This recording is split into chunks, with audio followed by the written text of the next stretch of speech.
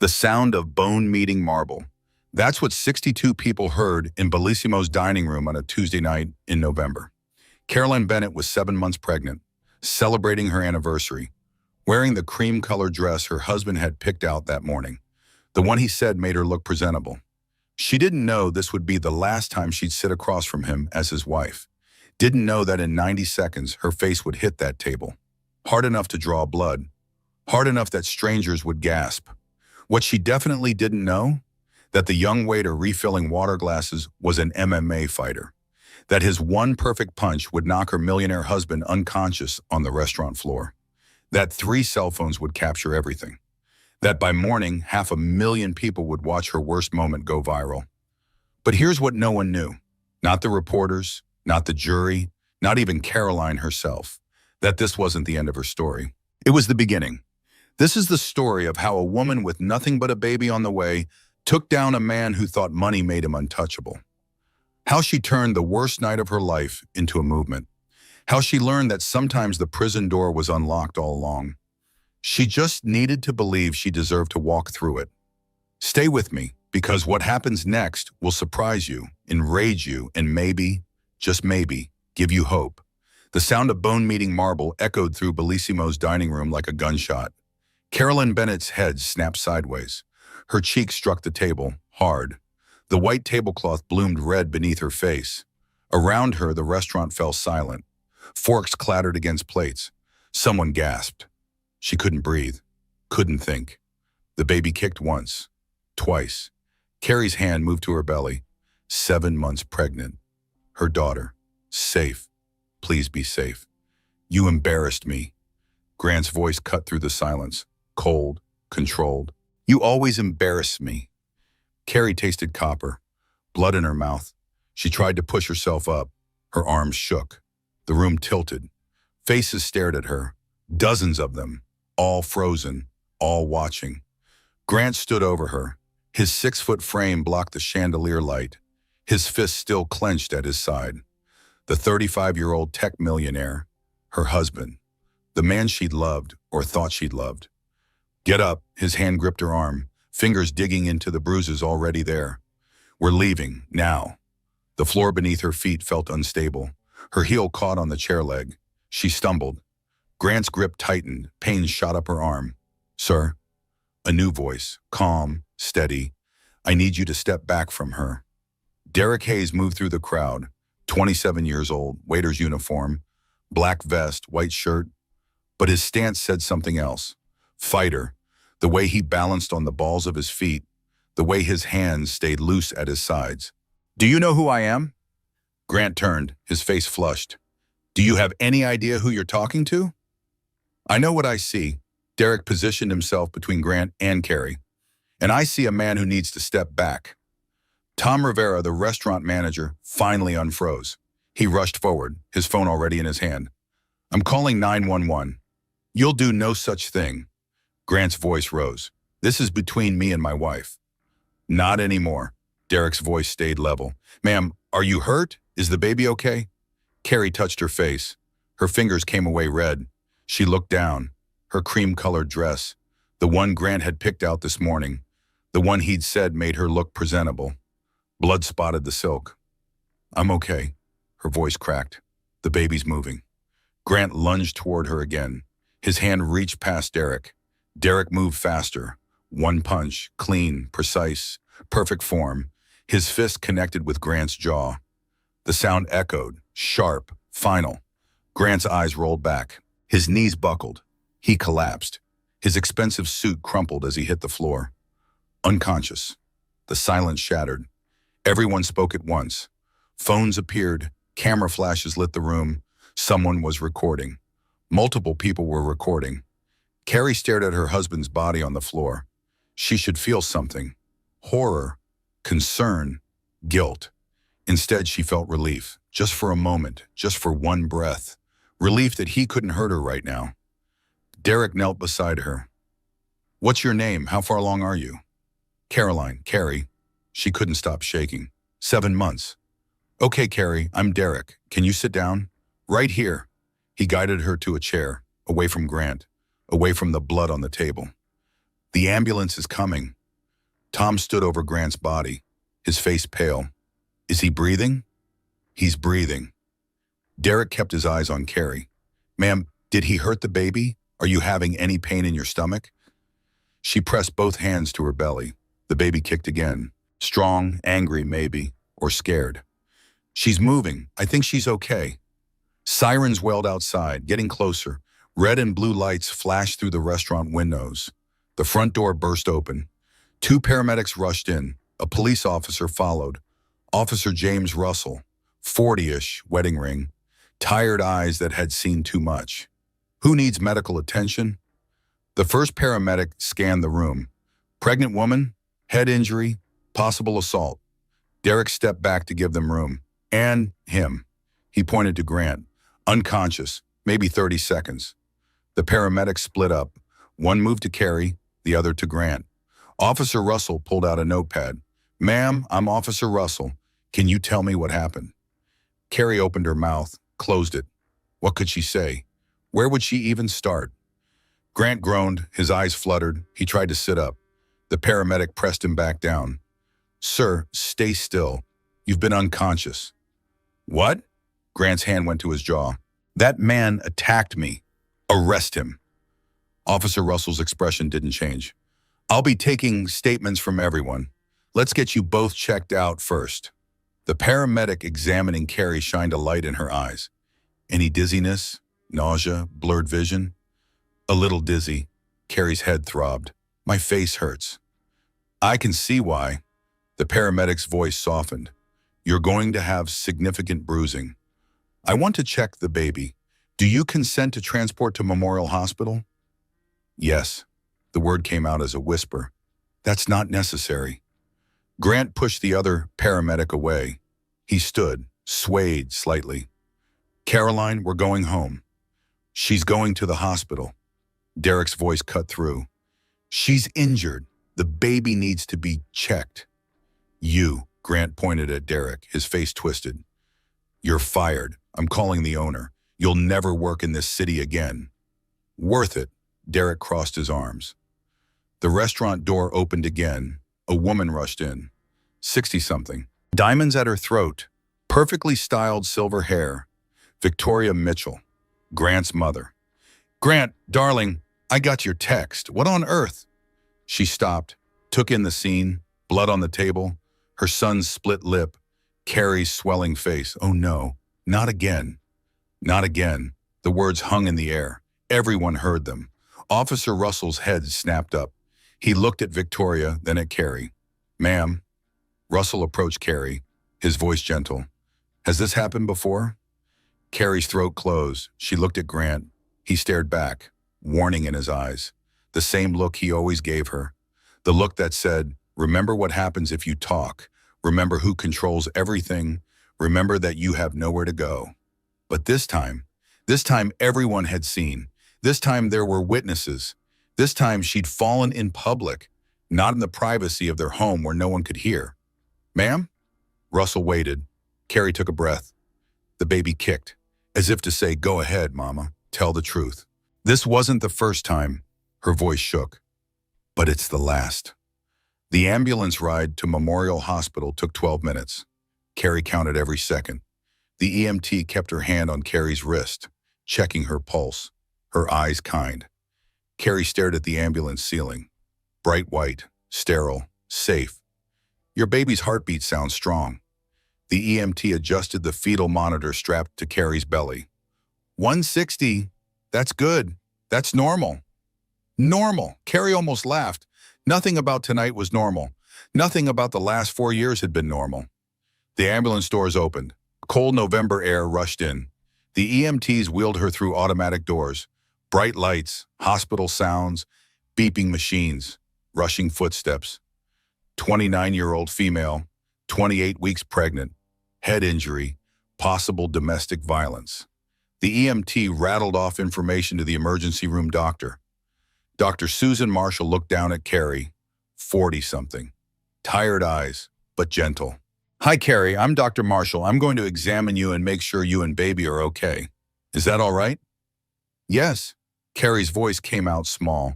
They moved her to a private room, curtains for walls. Dr. Marshall pulled on gloves. I'm going to check your head first. This might hurt a little. Carrie winced as Dr. Marshall's fingers probed the swelling. The doctor said nothing. Just examine. Professional. Thorough. Then Dr. Marshall rolled up Carrie's sleeves, stopped.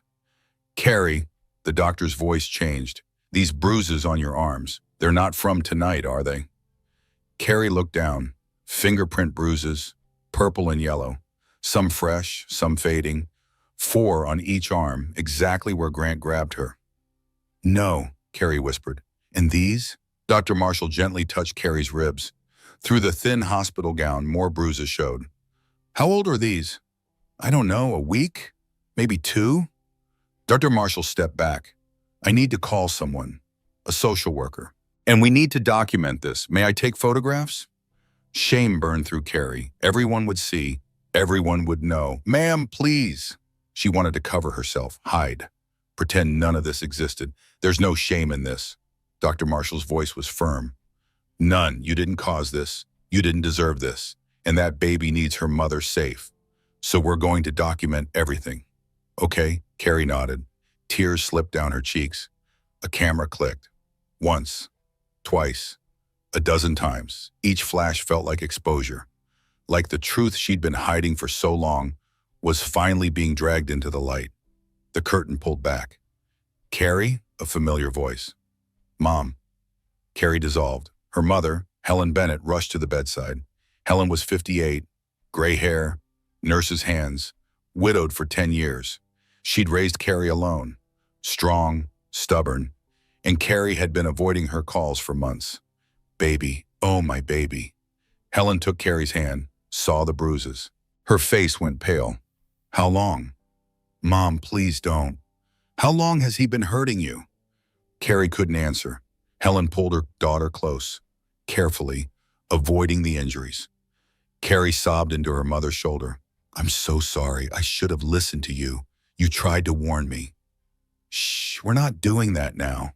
Helen stroked Carrie's hair. You're here. You're safe. The baby's safe. That's what matters. Officer Russell appeared at the curtain. Mrs. Mitchell, I need to take your statement. Carrie pulled back from her mother, wiped her eyes. Okay. Russell set up a small recorder. Everything you say will be documented. Take your time. Start wherever you want. Where did it start? The first time Grant raised his voice? The first time he grabbed her too hard? The first time he shoved her against a wall and then apologized with roses and promises? We've been married 4 years. Carrie's voice steadied. It started small, yelling, throwing things. Then he started grabbing my arms, pushing me. About 2 years ago, he hit me the first time. Russell wrote quickly. Where did he hit you? Slapped my face. Said I'd made him look stupid at a business dinner. Did you report it? Shame again, hot and heavy. No, he apologized. Bought me jewelry. Said it would never happen again. But it did happen again. Yes, every few months, then every few weeks, then... She touched her swollen face. More often. Did anyone else know? Carrie hesitated. My best friend, Bridget, she suspected, but I kept making excuses. What about tonight? What triggered the assault? We were celebrating our anniversary, 4 years. I said something about the wine, that it was too expensive. He said I was embarrassing him, making him look cheap in front of people who mattered. The memory came back sharp. He told me to shut up. I didn't. I said I was just making conversation. And then she stopped. He hit you. He smashed my head into the table. Russell looked up from his notepad. Mrs. Mitchell, I've been doing this 20 years. I've seen a lot. This is textbook escalating domestic violence. And you're pregnant. That makes this more serious. He's never hurt the baby. Not yet. Russell's voice went hard, but it's only a matter of time. These situations always escalate, always. The curtain moved again. A woman in professional clothes. Clipboard, kind eyes. Hi, Carrie, I'm Monica Chen. I'm a social worker here at the hospital. I'm here to help you figure out your next steps. Next steps. As if Carrie knew what those were. First thing, Monica sat down. Do you have somewhere safe to go tonight? She's coming home with Mommy, Helen said immediately. Mom, he knows where you live. Then we'll figure something else out. Helen's voice allowed no argument. Monica made a note. There's a domestic violence shelter, safe house, they have room, they have counselors, they have legal advocates. I don't need, Carrie started. Yes, you do. This voice came from the doorway. A woman in her 40s, burgundy suit, briefcase, authority in every line of her posture. Mrs. Mitchell, I'm Patricia Morgan, family law attorney. The hospital called me. I don't have money for a lawyer. I do pro bono work for DV cases. Let's talk about what happens next. Patricia pulled up a chair. Your husband was arrested tonight. Domestic violence, assault. He'll be processed. He'll post bail, probably tonight. Within hours, he'll be free. Terror shot through Carrie. He'll come home. Not if we file an emergency restraining order. Right now, tonight. Patricia opened her briefcase. I need you to tell me everything. Every incident, every threat, every time you felt afraid. Carrie looked at her mother, at Officer Russell, at Dr. Marshall who'd stepped back in, at Monica with her clipboard. All these people, strangers, helping her. And suddenly she realized she wasn't alone anymore. The secret was out. Everyone saw. Everyone knew. Okay, Carrie sat up straighter, touched her belly, felt her daughter move. I'll tell you everything. 4 years ago, Caroline Bennett stood in the Westfield Gallery, 25 years old, graphic designer, portfolio under her arm, resume polished, hoping for a freelance connection. She'd been staring at an abstract painting, bold reds and golds, trying to understand what the artist meant, trying to look sophisticated. It's pretentious garbage, isn't it? She turned. A man stood beside her, tall, handsome, expensive suit, easy smile, maybe 30, wedding ring absent. I shouldn't say that out loud. Carrie laughed. I'm supposed to appreciate art. Why? If it doesn't speak to you, it doesn't speak to you. He extended his hand. Grant Mitchell. Caroline Bennett. Carrie. His handshake was firm, confident. His eyes held hers. You're not like the other women here.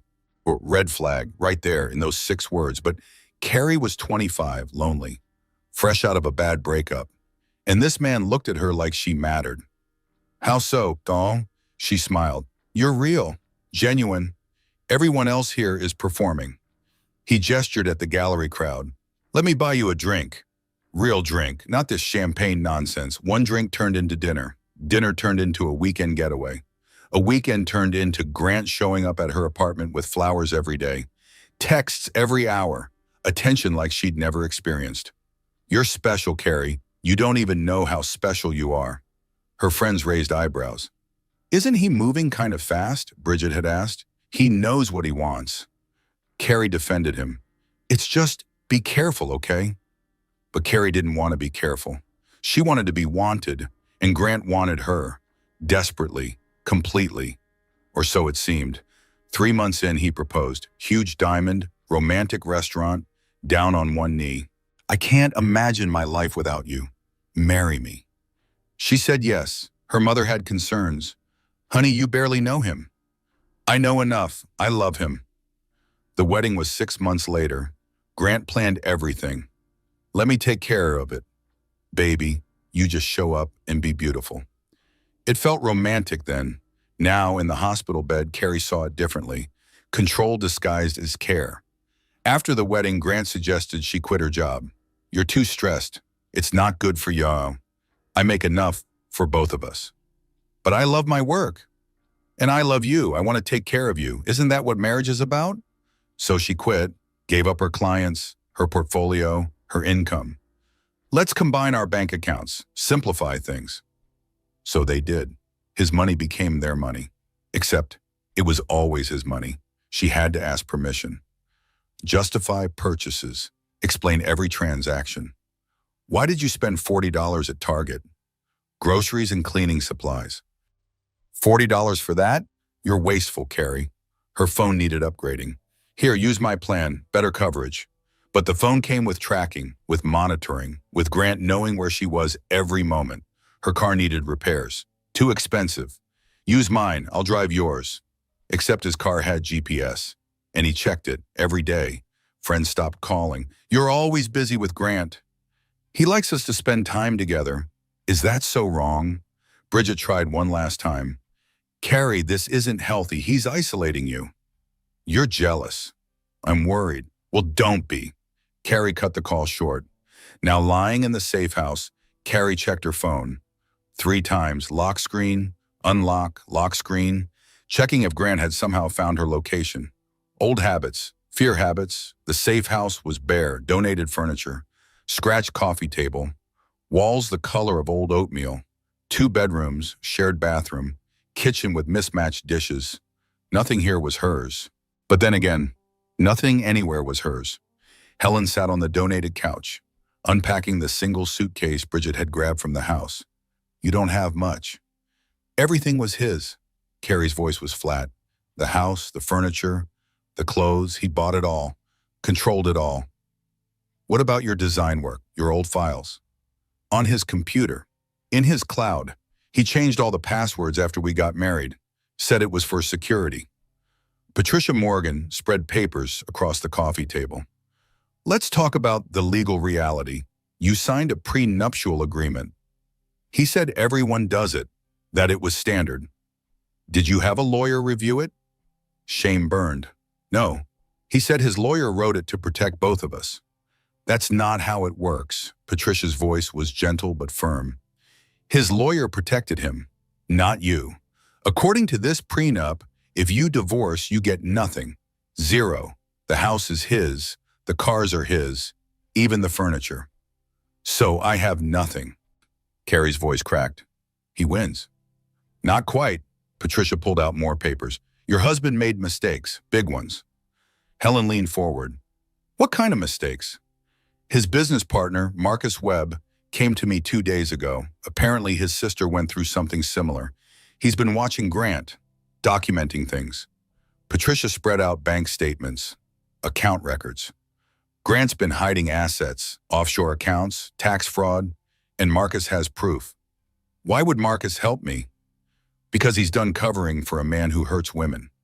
Patricia's eyes met Carrie's. He wants to help you, and he wants Grant to face consequences. Carrie stared at the papers. Numbers, accounts, money moving. I don't understand any of this. You don't need to. I do, and what I understand is that your husband has been committing multiple felonies, which gives us leverage. Patricia pulled out one more document. But there's something else, something worse. Helen took Carrie's hand. Grant hired a private investigator 6 months ago, before you even got pregnant. He's been documenting you, building a case. Patricia's voice hardened. He was planning to file for divorce, take everything, and take custody of the baby before she was even born. The room tilted. What? He installed cameras throughout your house. Living room, bedroom, kitchen, bathroom. Patricia's face showed her disgust. He's been recording you for months. Every conversation, every movement, everything. Carrie's hand went to her mouth. Oh, God. He's been editing the footage, making you look unstable, erratic, preparing to claim you're an unfit mother. Patricia organized the papers into neat stacks. This isn't just abuse, Carrie. This is premeditated, calculated. This is a man who planned to destroy you and take your child. Helen stood abruptly, walked to the window. Her shoulders shook. Mom, I'm going to kill him. Helen's voice was quiet, dead serious. I'm going to actually kill him. No, Carrie stood, walked to her mother, put her arms around her. No, we're going to bury him legally. We're going to make sure everyone sees exactly who he is. She turned to Patricia. What do we do? We fight, Patricia smiled, and we win. The video went viral overnight. 50,000 views by morning, 100,000 by noon, 500,000 by evening. Carrie's face, her pregnant belly, Grant's fist, Derek's perfect punch, all captured in high definition from 3 different angles. But the narrative was shifting. Carrie sat in the safe house, scrolling through comments on her laptop. Each one felt like a punch to the gut. Gold Digger got what she deserved. She probably cheated with that waiter. Pregnant women are crazy. Hormones make them attack their husbands. The waiter assaulted him. Why isn't he in jail? Rich, successful man and he attacked by wife's boyfriend. Classic setup. Helen brought coffee. Stop reading those. I can't. Carrie's voice was hollow. Look at this one. She probably provoked him. We didn't see what happened before the video started. Carrie. Or this, my wife acted crazy during pregnancy too. Poor guy was probably defending himself. Helen took the laptop, closed it. Those people don't know you, don't know what happened. They don't matter. But they do. Carrie's hands shook, and they're everywhere. They're on the news. They're commenting on every article. And Grant, look. She pulled out her phone, showed her mother the local news headline. Tech CEO victim of assault during mental health crisis. Grant Mitchell speaks out about pregnant wife's erratic behavior. The video loaded. Grant's face appeared, bruised jaw, sad eyes, perfectly coached performance. My wife is suffering. Grant's voice trembled. Pregnancy hormones, postpartum psychosis starting early. I've been trying to get her help, but she refused. And when I tried to calm her down at dinner, she attacked me. That waiter, her. He paused. Her male friend, yeah, he overreacted. Assaulted me to impress her. The reporter's voice was sympathetic. Mr. Mitchell, you're pressing charges? I don't want to. I want my wife to get treatment. I want my child safe, that's all. Carrie threw the phone. It hit the wall, didn't break. He's making me sound insane. Because that's what abusers do. Patricia entered the safe house. She'd let herself in with the code. They darvo, deny, and attack, reverse victims and offender. Classic playbook. It's working. Carrie pulled her knees to her chest, careful of her belly. Everyone believes him. Not everyone. Patricia turned on the television. Look, a different news station. Different story. New evidence emerges in Mitchell assault case. Anonymous source provides documentation of pattern abuse. The screen showed medical records, police reports. 3 other women, different years. All accusing Grant Mitchell of violence. We've reached out to these women. The reporter continued.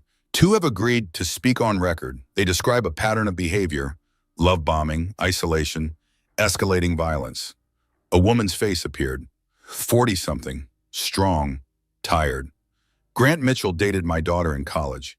He broke her arm. She was too scared to press charges. He paid her off, made her sign an NDA. Another woman, younger professional. I worked for Grant's company. He cornered me at a business conference. When I rejected him, he grabbed my throat. Security cameras caught it. The footage disappeared. I was let go 2 weeks later. Patricia smiled grimly. Marcus released the information carefully, legally, through channels Grant can't shut down. But Grant's mother, Carrie pointed at the screen.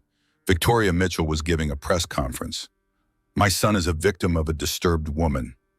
Victoria's voice was ice. He trapped him with pregnancy. She's mentally unstable. Everyone who knows Grant knows he's incapable of violence. Your mother-in-law is protecting her son, Patricia said. Expected, but we have something she doesn't know about. What? Her son's journals. Patricia pulled out a folder. Marcus found them in Grant's office. 10 years of entries. Want to know what he wrote about you? Carrie wasn't sure she did, but she nodded. Patricia opened the journal, read aloud. March 10th, Caroline said yes, she's perfect, moldable, no family money, no strong connections. I can shape her into exactly what I need. A wife who knows her place. Carrie's stomach turned. Patricia continued. June 2nd, convince Caroline to quit her job. One less tie to independence. Soon she'll have no choice but to stay. That's when the real training begins. Stop, Carrie's voice broke. There's more, much more. He documented everything.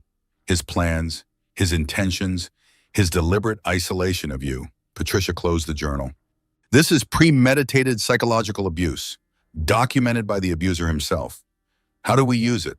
In court, as evidence of ongoing manipulation. But Carrie, Patricia's voice softened, you need to prepare yourself. This is going to get worse before it gets better. Grant's going to escalate. He's losing control of the narrative, losing control of you. Men like him don't handle that well. As if on cue, Carrie's phone rang. Unknown number. Don't answer it, Helen warned. Carrie answered anyway. Hello? You've ruined me. Grant's voice. Calm, too calm. My reputation, my business, my life.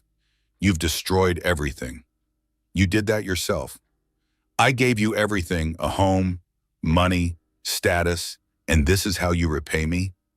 Carrie's hands shook, but her voice stayed steady. You gave me prison. You gave me fear. You gave me bruises. You think anyone believes you? You think your little attorney and her tricks matter? I have the best lawyers money can buy. I'll get my daughter. And you'll get nothing. We'll see. Yes, we will.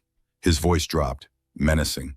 And Carrie, that baby, she's probably not even mine. Is she? Did you sleep with that waiter? Is that why he defended you? Helen grabbed the phone. My daughter won't be taking your calls. She ended the call, blocked the number. Carrie sat in silence. The room felt too small, too exposed. Even here in a safe house with a code-locked door. Grant's voice still reached her, still made her feel small. I need air. She stood, walked to the small balcony. November cold bit her face. Patricia followed Amon. Carrie, I need to show you something else. It's not easy to see. What now? Patricia pulled up a video on her phone. Security footage. Dark bar 2 nights ago. Grant and 3 men. Drinks. Loud laughter. The audio was clear. That baby probably isn't even mine. Bet she's been screwing that waiter for months. His friends laughed. Once the kid's born, I'm taking it. She'll never see a penny. Watch. I'm going to destroy her completely. More laughter. Glasses clinking. She thinks she's so smart. Going to the police, getting a lawyer, doesn't matter. I own this city. I own the narrative. And soon, I'll own our daughter. Patricia stopped the video. This was recorded by Marcus. He sent it anonymously to the DA's office. They're building a criminal case. Criminal? Beyond the restraining order, felony assault, terroristic threats, witness intimidation, he's facing actual prison time. For the first time since the restaurant, Carrie felt something like hope. Small, fragile, but real. He can't buy his way out of this? Not this time. Patricia smiled. This time, the truth is louder than his money. The courtroom smelled like old wood and anxiety. Carrie sat beside Patricia at the plaintiff's table, her hands folded over her belly. 8 months now. The baby heavier, more real, more at stake. Grant sat across the aisle, expensive navy suit, silk tie, clean-shaven. He looked like a CEO. Successful, trustworthy, harmless. His lawyer leaned over, whispered something. Grant nodded, serious, wounded. The performance was flawless. Judge Eleanor Price entered, 56, silver hair pulled back, reading glasses on a chain. She'd seen everything in 20 years on the bench. Her expression gave nothing away. We're here for the restraining order hearing. Mitchell versus Mitchell. Judge Price reviewed her notes. Counselors, present your arguments. Grant's lawyer stood, distinguished, silver-haired, expensive. Your Honor, my client is a victim of domestic manipulation. His pregnant wife, suffering from prenatal depression and possible psychosis, has made false allegations. She's engaged in an affair with another man. That man assaulted my client without provocation. Patricia stood. Your Honor, I have video evidence, multiple witnesses, medical records, and testimony from other victims of Mr. Mitchell's pattern of violence. Objection. Hearsay regarding alleged other victims. Grant's lawyer's voice was smooth. Not hearsay if they're here to testify. Patricia gestured to the back of the courtroom. 3 women sat in the gallery. The college girlfriend, the former employee, another woman Carrie had never seen, all watching Grant. None of them afraid anymore. Judge Price leaned forward. I'll allow testimony, but first, let's see this video. The bailiff set up a screen. The lights dimmed slightly. The restaurant video played, crystal clear, undeniable. Grant's hand gripping Carrie's arm. His face twisted in rage. His words. You embarrassed me. You always embarrass me. Carrie's head hitting the table. Blood, her hand going to her belly. Protective, terrified. Grant lunging at her again. Derek's intervention. The punch. Grant collapsing. The courtroom was silent. The video ended. Judge Price's expression had changed. Hardened. Mr. Mitchell, that's you in the video? Yes, Your Honor, but... And that's your pregnant wife you're assaulting? Grant's lawyer stood quickly. Your Honor, the video doesn't show what provoked. Provoked? Judge Price removed her glasses. Counselor, are you suggesting there's an acceptable provocation for smashing a pregnant woman's head into a table? No, Your Honor, but context is coming. Patricia stood. Your Honor, I'd like to call Derek Hayes to testify. Derek entered from the hallway. He'd cleaned up. Button-down shirt, dress pants, still young, still clearly a working-class guy, but dignified. He took the stand, swore his oath. Patricia approached. Mr. Hayes, tell us what you witnessed that night. Derek's voice was clear, steady.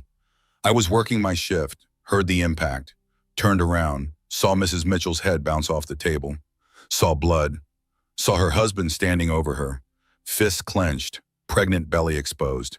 She looked terrified. And what did you do? Asked him to step back. He refused, moved toward her again. Aggressively, I positioned myself between them. When he tried to reach past me to grab her again, I stopped him. You punched him. Yes, ma'am, one punch. I'm trained in MMA. I used exactly the force necessary to stop the threat. No more, no less. Grant's lawyer stood for cross-examination. Mr. Hayes, you're a violent man, aren't you? You fight people for sport. I'm trained to stop fights, not start them. That's the difference. You could have simply restrained my client. He outweighs me by 30 pounds. He was enraged, and there was a pregnant woman in danger. I made a judgment call. A violent judgment call. A protective judgment call. Derek's eyes met Grant's, and I'd do it again. Tom Rivera testified next. The restaurant manager, 40 years old, 20 years in the business. I've broken up drunk fights, separated angry customers, but I've never seen someone look that scared. Mrs. Mitchell was terrified of her own husband. Other diners testified, all consistent, all describing Grant's rage, Carrie's fear, the violence. Then Patricia called Carrie. Mrs. Mitchell, tell the court about your marriage.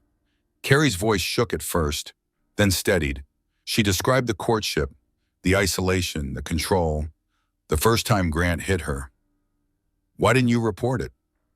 Because he said no one would believe me. He said he had money and connections. He said I had nothing. And he was right, I had nothing. He'd made sure of it. What changed? He did it in public, where people saw, where it couldn't be denied, and I realized, if I didn't leave now, I'd never leave. And my daughter, she'd grow up watching this, learning this was normal, learning this was love. Patricia showed the court the hidden camera evidence, the edited recordings, Grant's journals, his plans to take custody, his 6 months of preparation. Judge Price's face grew darker with each exhibit. Finally, Grant testified, confident, rehearsed. Your Honor, my wife is unwell. I've been trying to help her, get her treatment, but she refuses. And now she's turned this into a circus with the help of that man. He pointed at Derek, her lover. I've never met Derek before that night. Carrie's voice rang out. He's a stranger who did what you should have done, protected someone vulnerable. Judge Price banged her gavel. Mrs. Mitchell, please don't speak out of turn. But her eyes held approval. Grant's lawyer presented character witnesses, business associates, Victoria Mitchell, all testifying that Grant was a good man, generous, kind, incapable of violence. Then Patricia played the bar video, Grant's words, I'm going to destroy her, completely. The character witnesses looked uncomfortable. Victoria's face went pale. Judge Price reviewed her notes. I'm ready to rule. Everyone stood. Based on the evidence presented, video documentation, multiple witness testimony, pattern evidence, and Mr. Mitchell's own recorded statements. Judge Price looked directly at Grant. I'm granting the restraining order. Temporary order becomes permanent. Mr. Mitchell, you are prohibited from contacting Mrs. Mitchell directly or indirectly. You are prohibited from coming within 500 feet of her person. You are prohibited from contacting her family or friends. Grant's face flushed. Your Honor, I'm not finished. Judge Price's voice cut like steel. I'm also ordering supervised visitation only if and when the child is born. And I'm referring this case to the district attorney for criminal prosecution. Mr. Mitchell, your behavior is not just civil, it's criminal, and you will face consequences. The gavel banged. Final. Absolute. Grant stood slowly, his mask slipping. Pure rage showed through. He stared at Carrie, mouthed something. She couldn't hear, but she knew. You'll pay for this. Patricia gripped her arm. Don't react. Let him show everyone who he really is. Grant's lawyer pulled him toward the exit, but Grant shook him off, strode to the barrier, leaned over. That baby isn't even mine, and when I prove it, you'll have nothing. Mr. Mitchell, Judge Price stood. Bailiff, remove him from my courtroom. Two officers approached. Grant finally left, but his presence lingered. Poisonous. Outside the courthouse, reporters swarmed. Cameras, microphones, questions shouted from every direction. Patricia spoke. Professional, firm. My client is relieved that the court recognized the truth. She's focused on her health and her daughter's well-being. No further questions. But Grant was speaking to another cluster of reporters. My mentally ill wife has weaponized the legal system, but the truth will come out. Mark my words. Carrie watched him perform, smooth, convincing, and for a moment, doubt crept in. What if people believed him? What if his money and connections really could rewrite reality? Then she felt it. The baby kicked. Hard, insistent, as if to say, I'm here, Mama. I'm real. That's what matters. Carrie put her hand on her belly, looked directly at the cameras. My daughter will grow up knowing her mother chose safety over luxury. That's all I have to say. Patricia guided her to the car. Helen waited in the driver's seat. They pulled away from the courthouse, away from Grant, away from the cameras. You did it. Helen's voice shook with pride. You stood up to him. The hard part's just starting. Patricia checked her phone. The criminal trial is scheduled for 6 months out. The DA wants to build a solid case. 6 months? Carrie touched her belly. I'll have the baby by then. Yes, and Grant will do everything he can to interfere with that. We need to prepare for every possibility. Carrie looked out the window. The city passed by. Normal people living normal lives. Not running from violent husbands. Not pregnant and alone. Not starting over with nothing. She pulled out her phone. Unknown number calling. Again, she answered because she needed to know. You think you won today? Grant's voice, ice cold.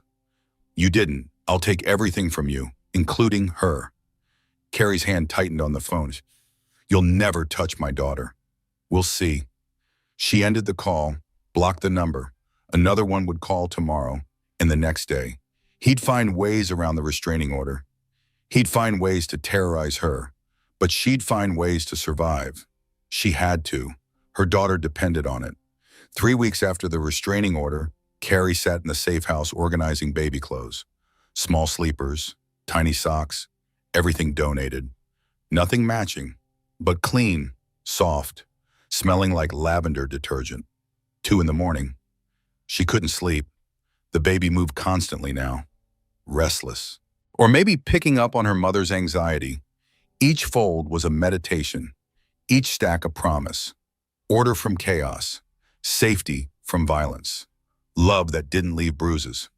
Her phone buzzed. Unknown number? Again. She ignored it. They called every night, different numbers, always blocked, never leaving messages, just letting her know. He could still reach her. Helen appeared in the doorway. You should be sleeping. Can't. Carrie held up a yellow sleeper. What do you think, yellow or white, for coming home from the hospital? Both options are good. Helen sat beside her, started folding. Your father would have loved this, being a grandfather. I know. Carrie's eyes burned. Her father had died 10 years ago. Heart attack. Sudden. He'd never know his granddaughter, never protect her from Grant. He'd be proud of you for leaving. Took me long enough. You left when you were ready. That's what matters. They folded in silence, mother and daughter. In a safe house with locks on the doors and cameras on the street, building a nest for a baby, creating safety from fear. The doorbell rang. Both women froze. "It's 2 a.m, Helen whispered. Carrie's heart hammered. The restraining order. 500 feet. But what if Grant didn't care? What if he'd finally snapped completely? Helen moved to the window, peeked through the blinds. There's no one there. "Don't open the door." Helen ignored her. Opened the door a crack. Chain still on. Looked down. "Oh. What?" "Box. On the doorstep." They brought it inside. Plain cardboard. No markings. No note. "Should we call the police?" Carrie asked. "Let me open it first." Helen grabbed scissors, cut the tape, opened the flaps. Baby items, expensive ones. Designer clothes, high-end bottles, premium blankets. Everything Grant would buy. Everything that screamed money and control. At the bottom, a card. Carrie recognized the handwriting. Grant's, all caps. "Good mothers don't keep children from their fathers." Carrie's hand shook. "He knows where we are. We're moving tomorrow." Helen pulled out her phone, called Patricia, but the next morning brought worse news. Carrie's mother collapsed in the safe house bathroom. Stroke, stress-induced. The EMT said she was lucky, caught it early, but she needed hospitalization. Recovery time, months of therapy. Carrie sat beside her mother's hospital bed. Helen's face was slack on one side. Her words slurred, but her eyes were sharp, angry. "Not your fault." Helen forced out each word. "It is. The stress of helping me. Moving, hiding. It's too much." "Grant's fault." Helen's good hand gripped Carrie's. "Not yours." But guilt ate at Carrie anyway. Everyone who helped her paid a price. Derek had lost his job at Bellissimo. The restaurant owner was friends with Grant. Pressure applied. Derek was let go.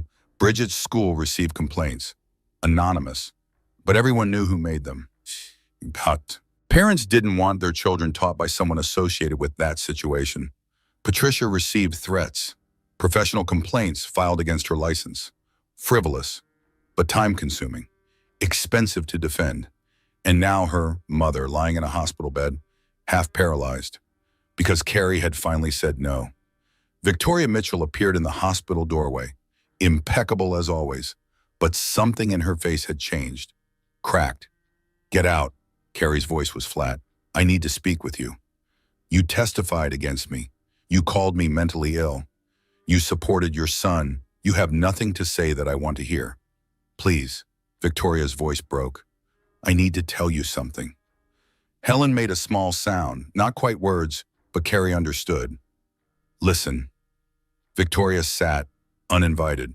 "I found Grant's journals, the ones Marcus gave to your lawyer. I read them. All of them. Congratulations. He wrote about me too, about how he learned from me, how I taught him to manipulate, to control." Victoria's hands trembled. "My husband, Grant's father. He was like Grant, violent and controlling.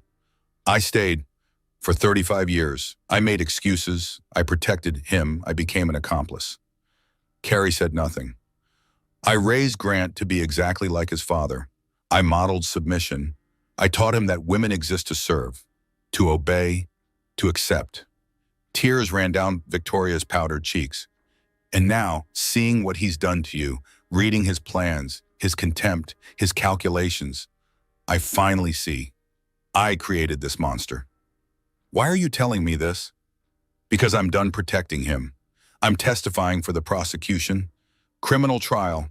I'm going to tell them everything, his childhood, his father, the patterns I taught him, everything. That won't undo the damage. No, but it might prevent the next woman. And the next." Victoria stood. "I can't fix what I've done, but I can stop pretending it didn't happen. I'm so sorry, Carolyn, for everything." She left. Carrie sat in silence. Helen squeezed her hand. One-sided squeeze, weak. But there, Officer Russell appeared next. He'd been checking in regularly. Kind, fatherly. Mrs. Mitchell, I need to tell you something. Dread pooled in Carrie's stomach. What? 3 other women have come forward regarding Grant. Pattern complaints going back 12 years. College girlfriend, 2 former employees, all describing the same behavior.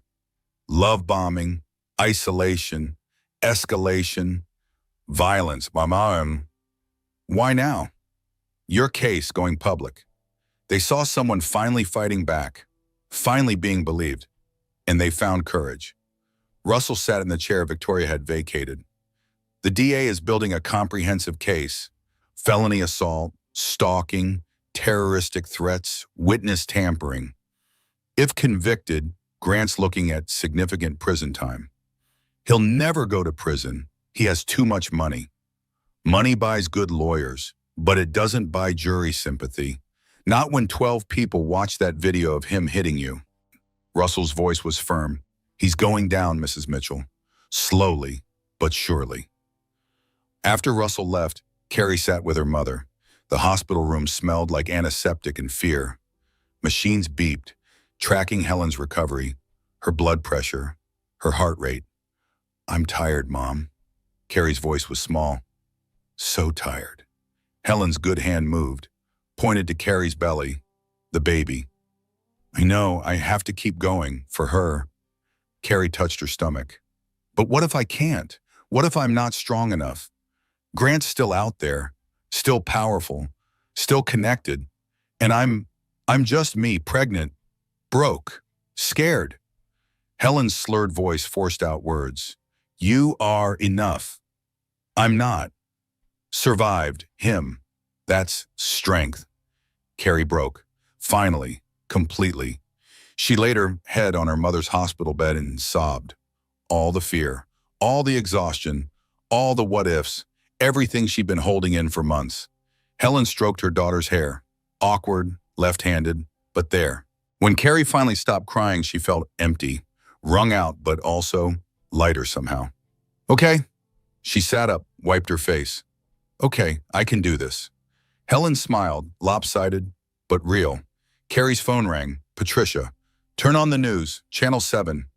Carrie found a television, changed the channel, breaking news. Tech CEO Grant Mitchell under federal investigation. IRS raid on downtown offices. FBI involvement suspected. The screen showed federal agents entering Grant's building. Boxes of files. Computer hard drives. Grant being escorted by his lawyers, his face pale, his confidence cracking. The anchor continued. Sources say the investigation involves offshore tax evasion, money laundering, potentially millions of dollars hidden from federal authorities. Marcus had done it, exactly as he'd promised. The evidence he'd been collecting, given to federal agents. Carefully, legally, devastating. Patricia called back. The board of directors just held an emergency meeting. Grant's been removed as CEO, company assets frozen pending investigation. His empire is collapsing. Good, Carrie's voice was hard. There's more. The IRS is seizing assets, including the house, the cars, the accounts. Everything he claimed you couldn't touch? It's all getting liquidated to pay back taxes and penalties. So he has nothing now, too. Exactly nothing. Patricia's satisfaction was clear. And the criminal trial? His resources just evaporated. His expensive lawyers? Gone. His political connections? Backing away. He's facing this alone. For the first time in 4 years, Carrie felt something like power. Not over Grant, but over herself. Her own life. Her own choices. She looked at her mother, at the hospital room, at her swollen belly, at the uncertain future. We're going to be okay. She said it out loud, made it real. Mom, the baby, and me, we're going to be okay.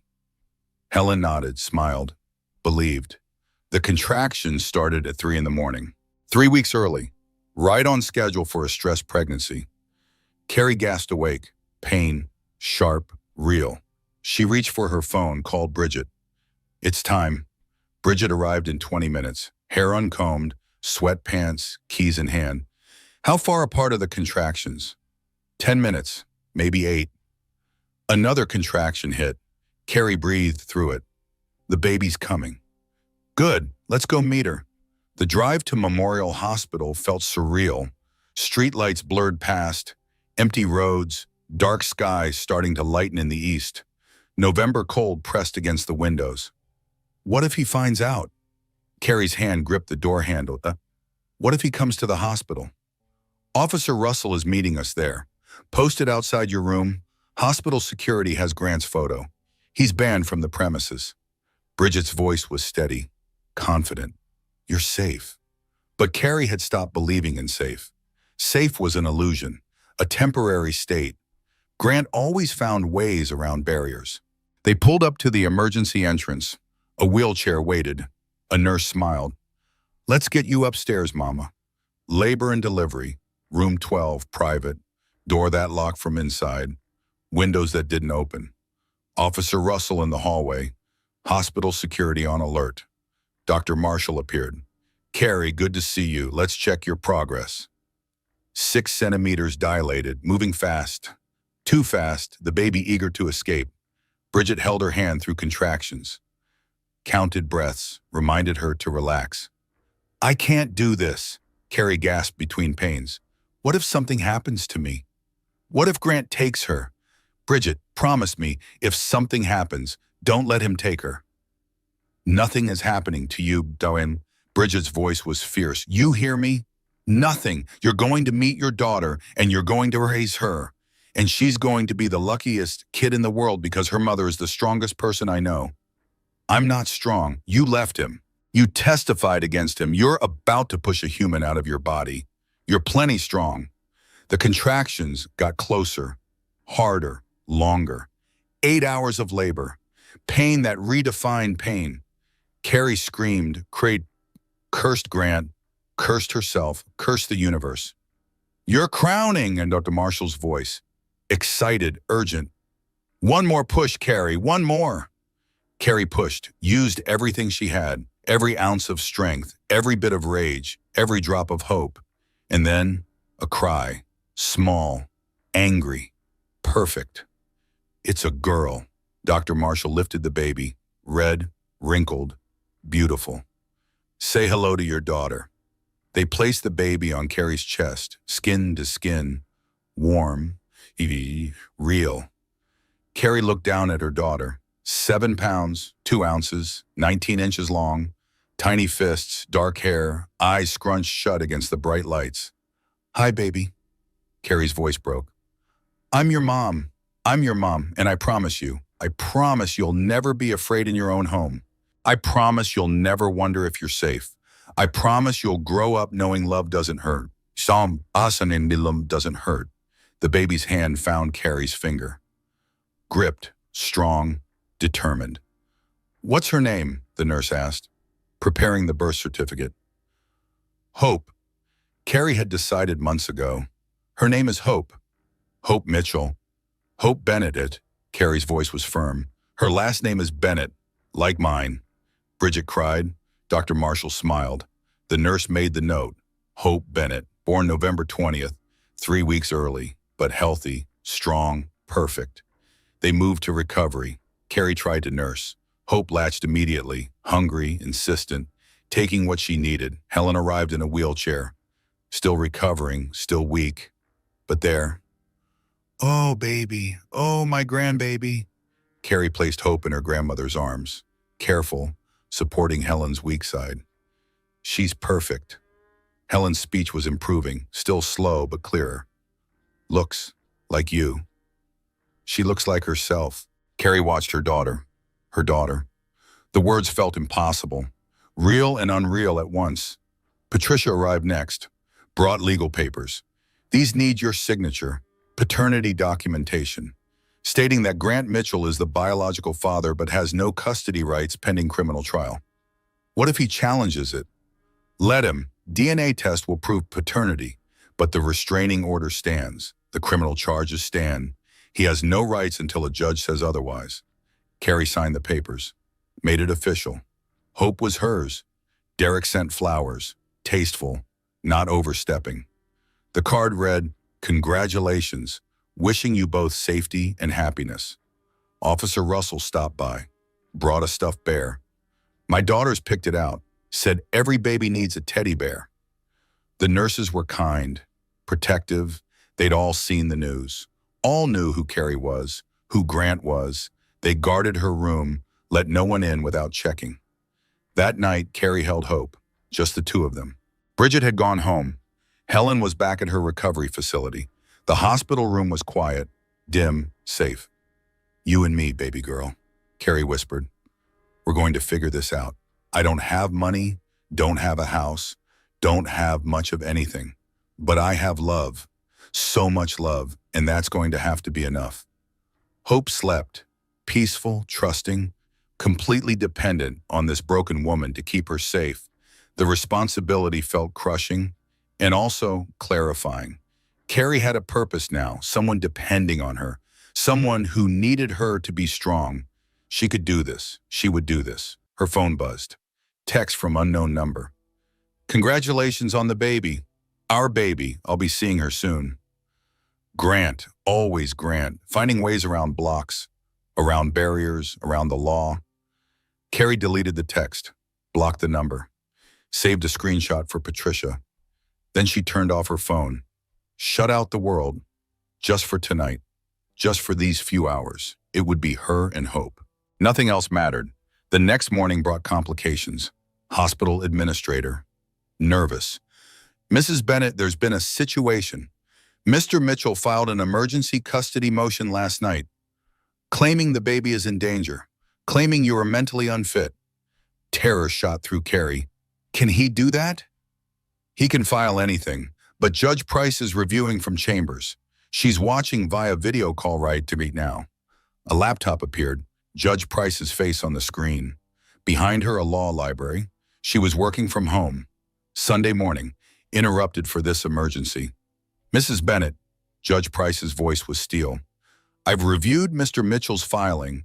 I've also reviewed the video Mr. Mitchell posted last night to social media, where he appeared intoxicated, ranting about his rights as a father, threatening to take the baby by force."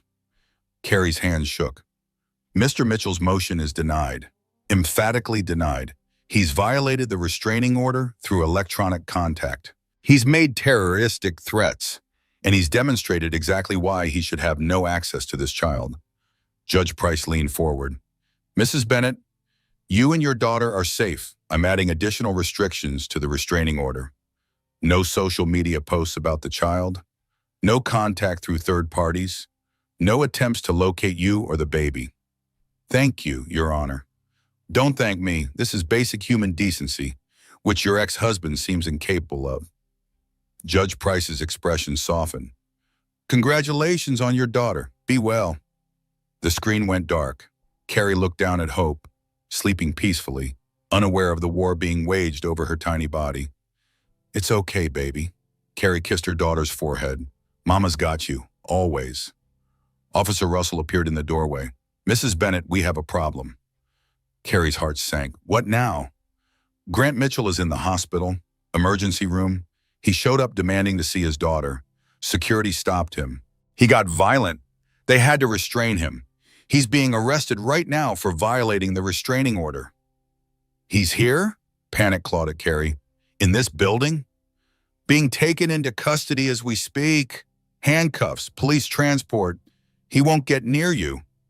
Russell's voice was calm. "But we're moving you to a different floor, different room number, just as a precaution." They moved fast. Wheelchair. Hope in a hospital bassinet. Down the service elevator. To a wing usually reserved for high-risk patients. Security cameras, locked doors, badge access only. New room. Same view of the parking lot, but different numbers, different floor. Hidden. Through the window, Carrie saw Grant, being led to a police car, handcuffed, struggling, shouting something she couldn't hear. She watched him driven away, watched the car disappear. "He'll never stop." She said it out loud, made it real. "He'll never accept that he lost." Maybe not. Patricia had arrived during the move. But he's losing anyway. Criminal trial starts in 6 months. With this violation, his bail is getting revoked. He'll sit in jail until trial. "Good." Carrie's voice was flat, empty of emotion. Just done. She turned away from the window, back to hope, back to what mattered. Her daughter, small, helpless. Depending on her, Carrie could do this. She would do this. Because Hope deserved a mother who fought, who survived, who chose her over everything else. Okay, baby girl. Carrie lifted Hope, held her close. Let's go home. 6 months passed in a blur. Hope grew, 5 months old, smiling, laughing, starting to reach for things. Bright eyes that tracked movement. Carrie's eyes, but also her own person, her own spirit. Carrie lived in a small apartment now, 2 bedrooms, not the safe house, something more permanent. Rent paid partially by victim services, partially by her new freelance design work, building her portfolio again. One client at a time, Helen recovered, slowly. Physical therapy 3 times a week, speech therapy twice. She could walk now, talk clearly, almost back to herself. I'm getting better, Helen insisted, moving Hope's toys across the living room floor. For this one, Hope babbled, grabbed her grandmother's finger, held tight.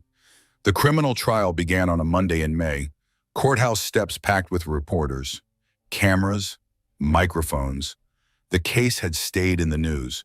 Grant Mitchell, millionaire, abuser, the man who thought he was above the law. Carrie dressed carefully, navy blue dress, not too expensive, not too cheap, modest, respectable. Everything Grant had tried to make her, but this time on her own terms. Patricia met her at the courthouse entrance. Ready? No, but let's do it anyway.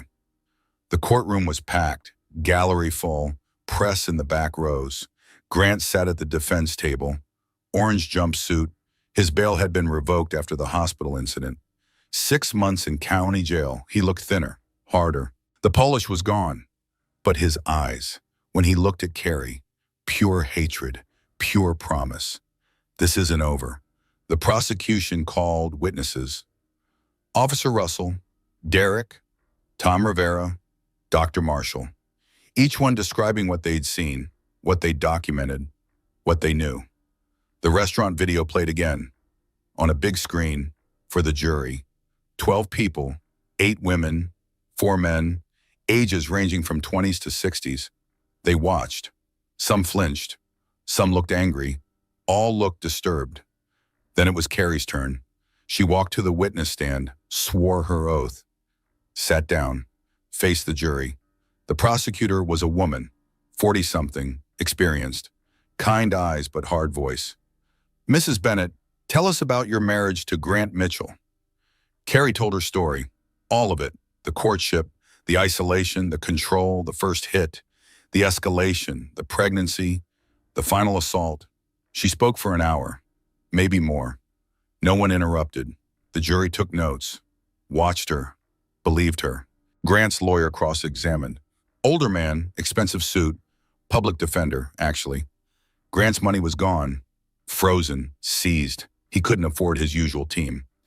Mrs. Bennett, you admit you stayed with Mr. Mitchell for years. You never reported the abuse. You accepted his money, his gifts, his lifestyle. The lawyer's tone suggested something ugly. I stayed because I was trapped. Financially, emotionally, psychologically. I stayed because I was scared. And yes, I used his money. Because he made where I had no other options. You could have gotten it, though. I tried. He sabotaged every interview, called my potential employers, told them I was unstable. You have proof of this? Yes. Patricia stood, presented phone records, emails, testimony from 3 companies Carrie had interviewed with, all contacted by Grant, all mysteriously declining to hire her. The lawyer tried a different angle.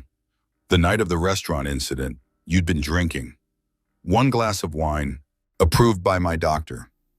You argued with Mr. Mitchell. He criticized me. I defended myself. That's not an argument. That's called having a conversation. You provoked him. I existed. Apparently that was provocation enough. Some jurors nodded. Others wrote notes.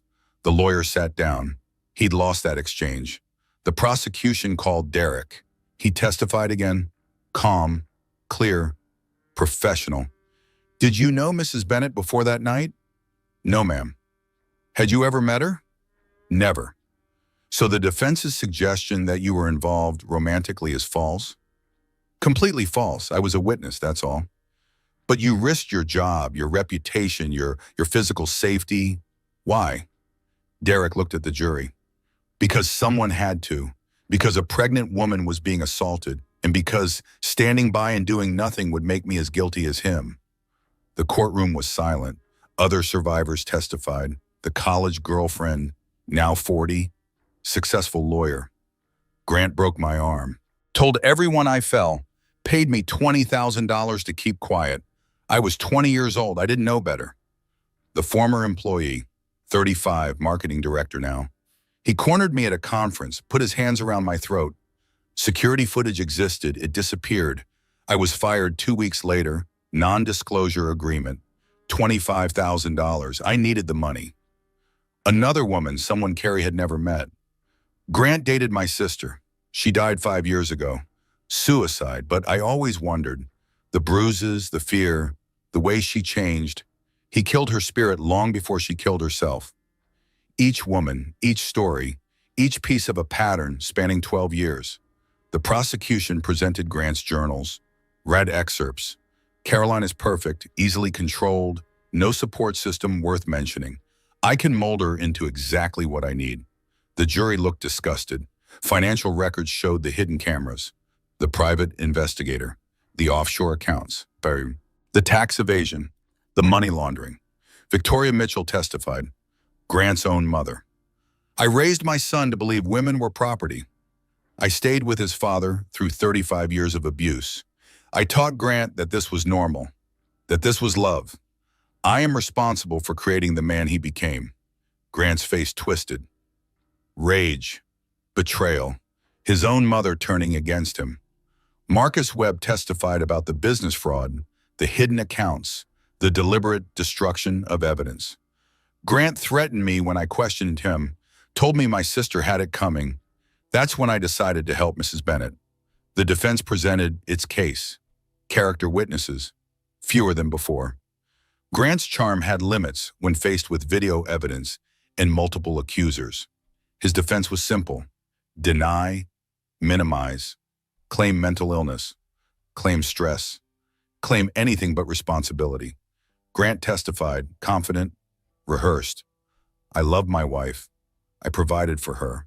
I tried to help her when she became unstable during pregnancy. That night at the restaurant, she attacked me. I was defending myself. Mr. Mitchell, the prosecutor, stood for cross. The video shows you hitting her, not the other way around. The video doesn't show what happened before. What happened before that justified smashing a pregnant woman's head into a table? She said, she criticized me in public. So criticism justifies violence? No, that's not what I meant. Mr. Mitchell, you've been recorded saying you planned to take the baby, destroy your wife, quote, make her pay, unquote. Do you deny saying those things? I was drunk, venting, I didn't mean it. You violated the restraining order multiple times, sent threatening messages, showed up at the hospital, tempted to take your infant daughter by force. Do you deny these actions? I have rights as a father. You have no rights when you're a danger to your child. Grant's composure cracked. That baby is mine, my property. My wife is my property. I built everything. I controlled everything. And she has no right to take what's mine. The courtroom erupted. The judge banged his gavel. Order in this court. But the damage was done. Grant had revealed himself completely, finally. The prosecutor smiled. No further questions.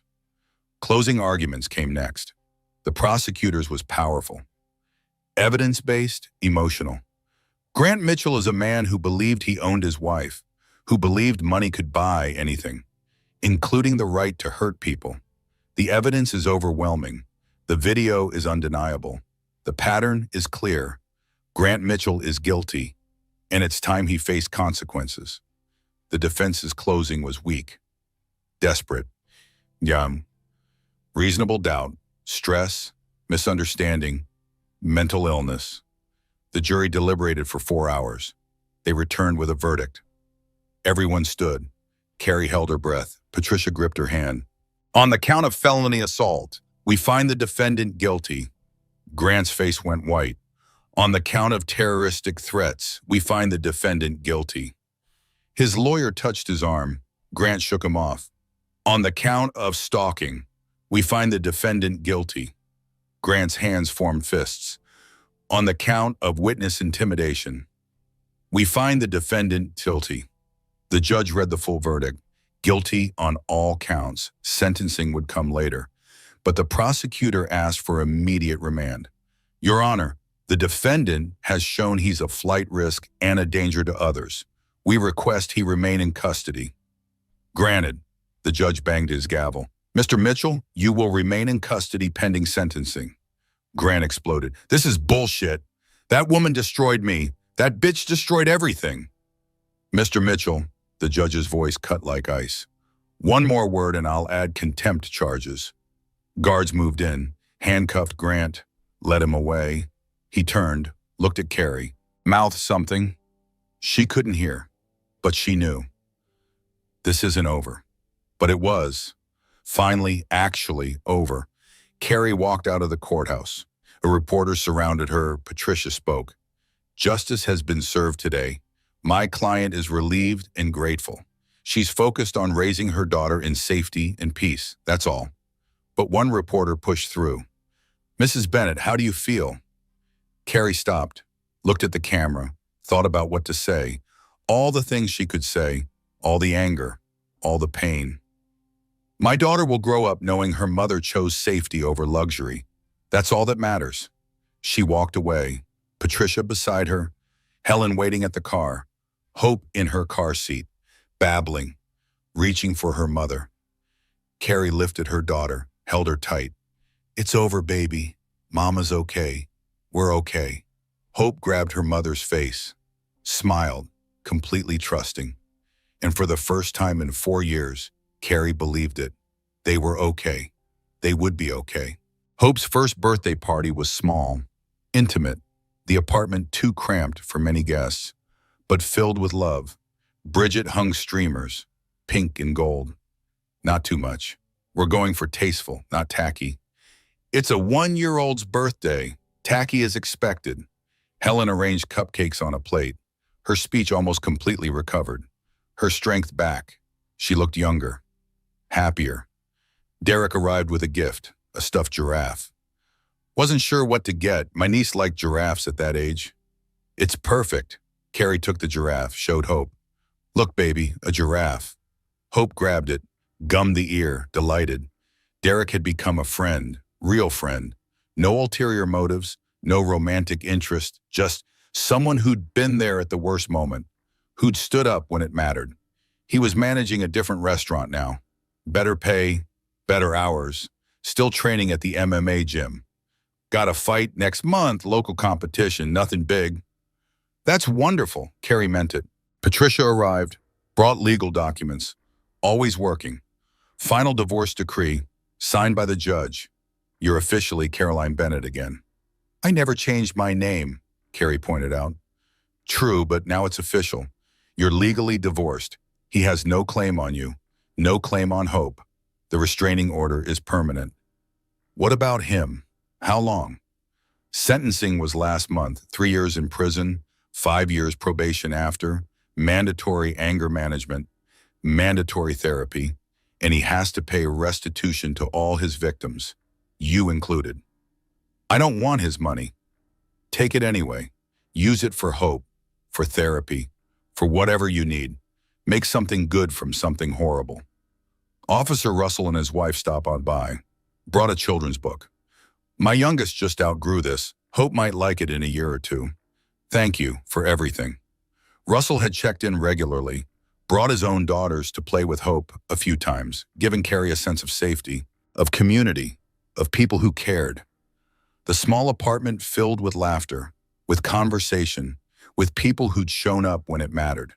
Hope sat in her high chair, cupcakes smashed across her face, hands covered in pink frosting, grinning, completely happy. Carrie looked around. at these people, her people, not wealthy, not powerful, but present, real. Bridget proposed a toast, to Carrie, who is the strongest, bravest, most stubborn person I know, and to Hope, who has no idea how lucky she is to have you as a mother. To Carrie and Hope, everyone raised their drinks. Water, juice, one beer for Derek, nothing fancy. Later, after guests left, Carrie sat in the rocking chair, Hope in her lap, the baby's eyes drooping, fighting sleep, losing the battle. 1 year old, Carrie whispered. 1 year since you came into the world. 1 year since everything changed. Hope's eyes closed, her breathing evened, peaceful. I don't know what I'm doing half the time, Carrie continued. I'm figuring this out as I go, but I promise you'll always be safe, always be loved, always know you're wanted.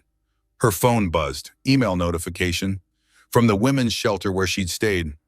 Caroline, we'd love to have you speak at our support group. Your story could help others. She'd been thinking about it, going back, not as a victim seeking shelter, but as a survivor offering hope. What do you think, baby girl? Should mama help other women? Carrie touched Hope's soft hair. Should I tell them it's possible to leave, to survive, to rebuild? Hope slept, content, safe. Okay, I'll do it. Carrie typed a response. I'd be honored. The next week, Carrie stood in front of 12 women. Just varied. Situations varied, but the fear was the same. The shame was the same. The question was the same. How do I leave? How do I survive? Carrie took a breath. I'm not going to tell you it's easy. It's not. It's terrifying. You'll lose things. Maybe everything. But here's what I learned. You can rebuild. You can start over.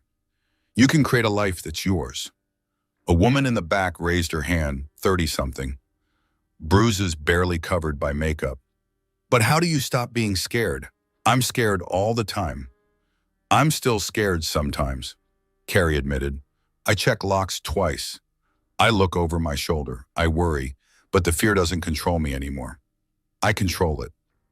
What if he finds me? Then you have a plan, safety plan, support system, legal protections. You don't face him alone. Carrie gestured to Patricia, who sat in the corner. There are people who will help. Free lawyers, advocates, counselors. You just have to reach out. Another woman spoke. Older, maybe 50.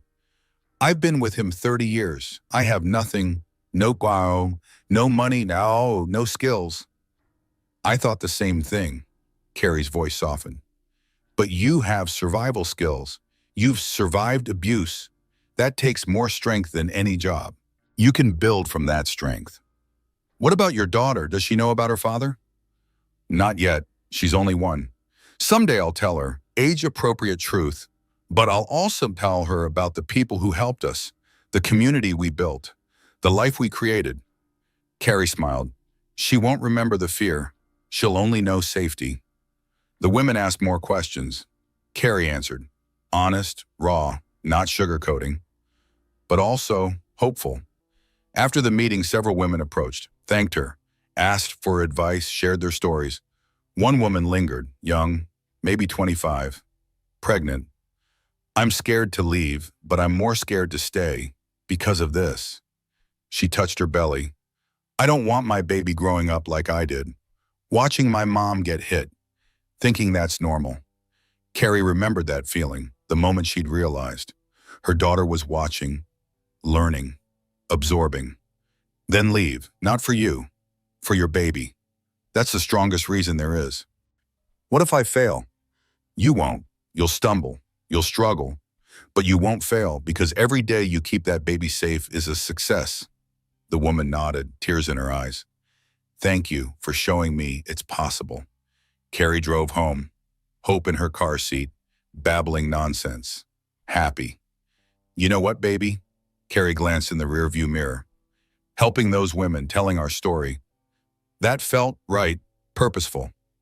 Hope kicked her feet, shrieked with joy at nothing in particular. Carrie's phone rang. Unknown number. Her heart still jumped. Old reflex, old fear. She answered carefully. Hello? Mrs. Bennett, this is Channel 7 News. We're doing a follow-up story on domestic violence awareness. Would you be willing to share your experience? Can I think about it? Of course, no pressure, but your story. It resonated with a lot of people. It could help others recognize the signs. Get help sooner. Carrie considered going public, fully public. Not just testifying in court, but speaking openly, deliberately, using her experience to educate. Let me talk to my lawyer and my therapist. I'll get back to you. She discussed it with Patricia, with her counselor, with Helen, with Bridget. Everyone said the same thing. It's your choice, your story. You get to decide how to tell it. She decided to do it. One interview, honest, raw, but controlled, her terms, her narrative. The interview aired 2 weeks later. Carrie sat on the couch, watched herself on television, talking about the abuse, the fear, the escape, the rebuilding. People ask me if I regret staying as long as I did. TV Carrie said, I regret the pain, but I don't regret the lessons. I learned what I'm capable of. I learned who shows up when it matters. I learned that starting over is terrifying and possible and sometimes necessary.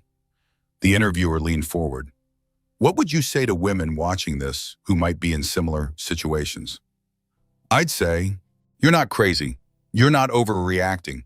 If you feel afraid in your own home, that's not love. That's abuse. And there are people who will help you leave. You just have to ask. The interview ended with resources, hotlines, shelters, legal aid, therapy services. Carrie's phone exploded.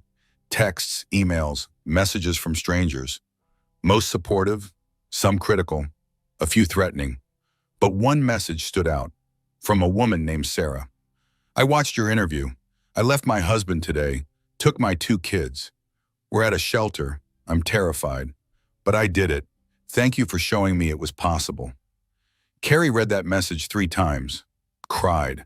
Not from sadness, from purpose.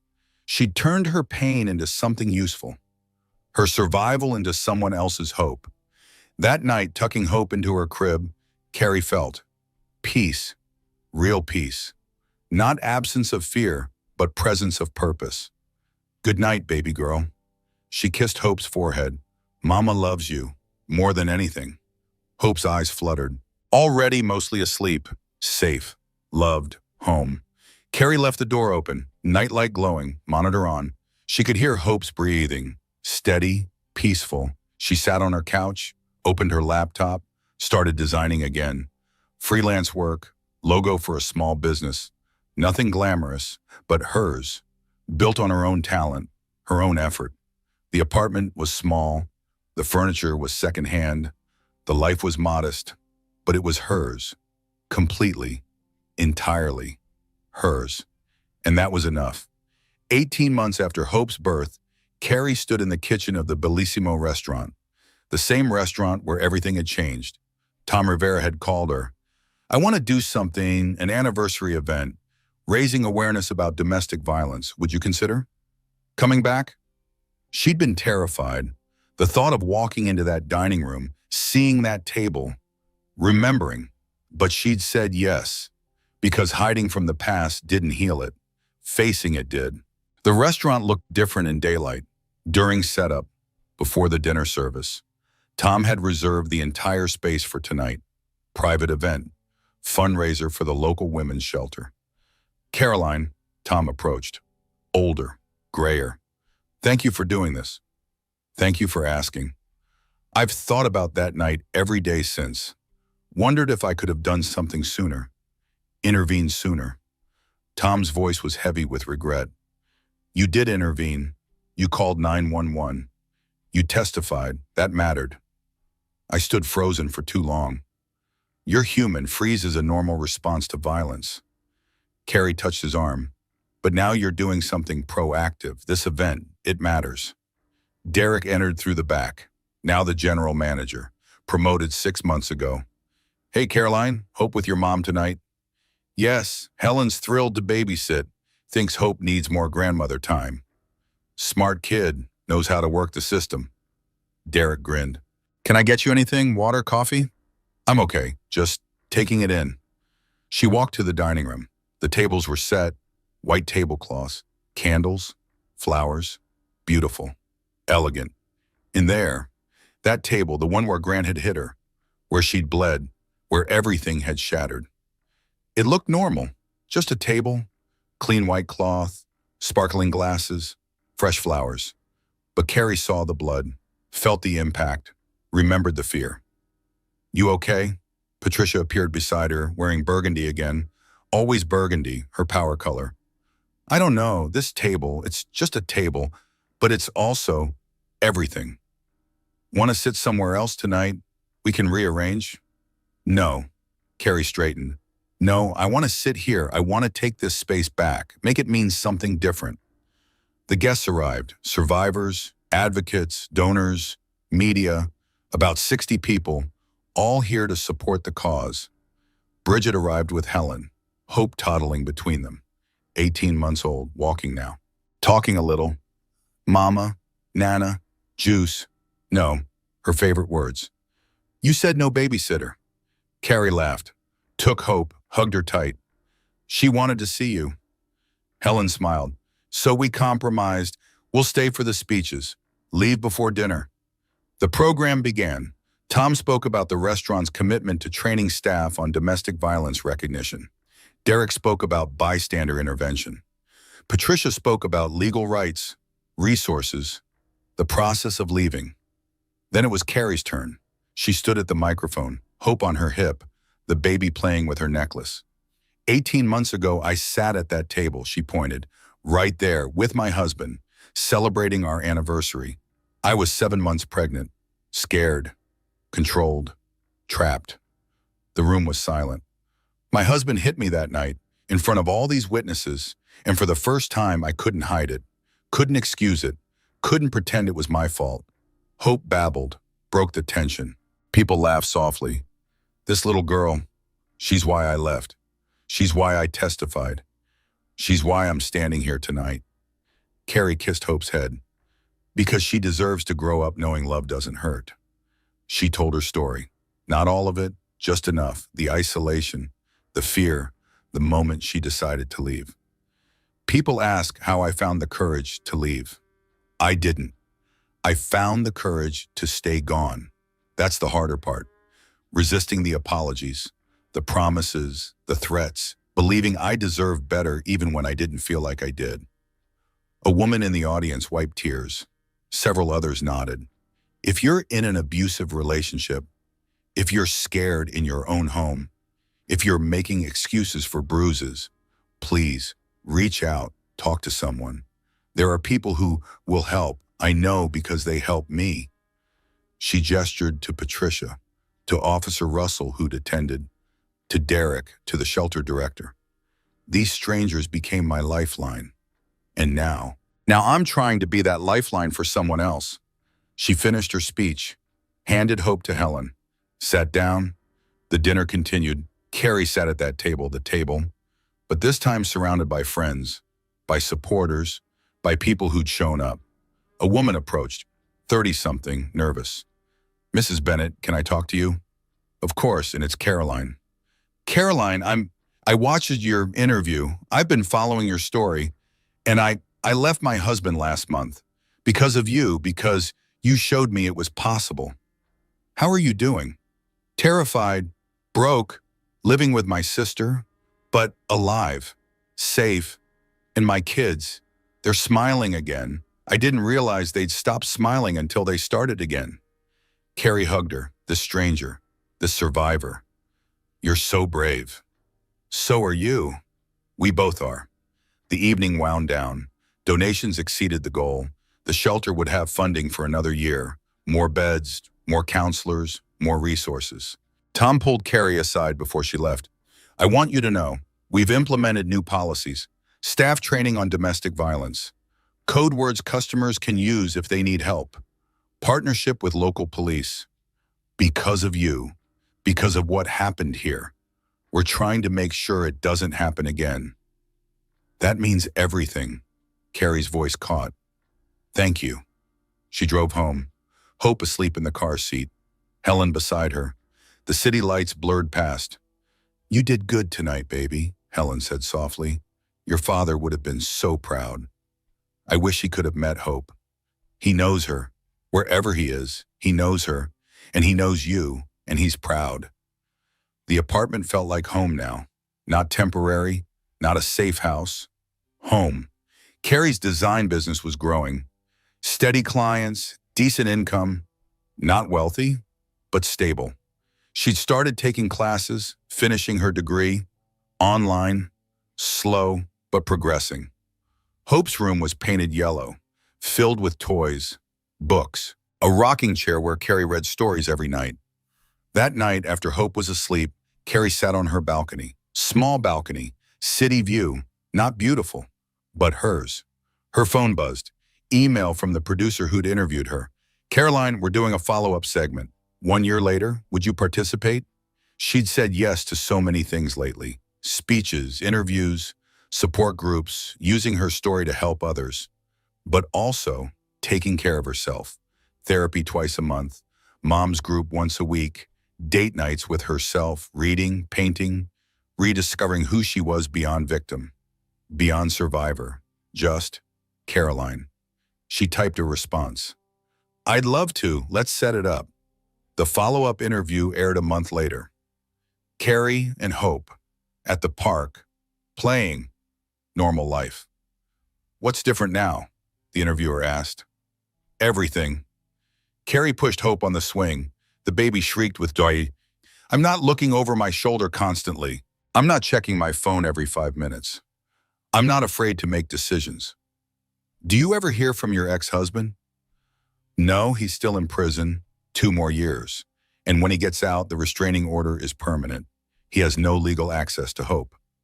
How do you feel about that?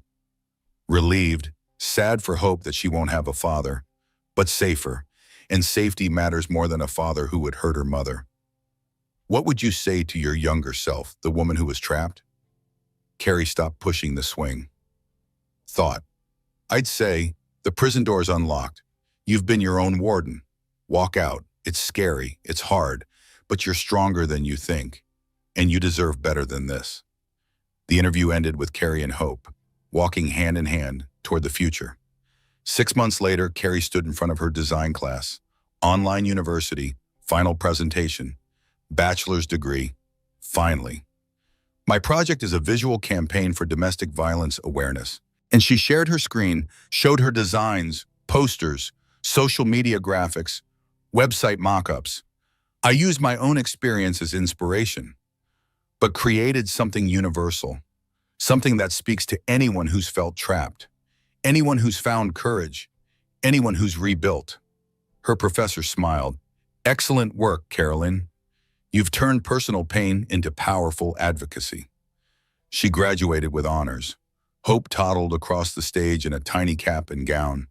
Photo op, Helen cried. Bridget cheered. Patricia brought flowers. What's next? Bridget asked at the celebration dinner. I'm not sure. Maybe more advocacy work. Maybe full-time design. Maybe, I don't know, living. Carrie laughed. I've spent so long in crisis mode, survival mode. I think I just want to live normally, boringly, happily. You've earned boring.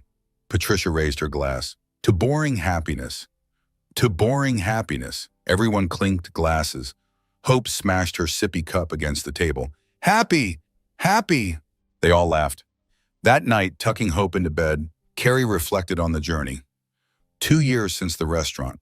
2 years since everything changed.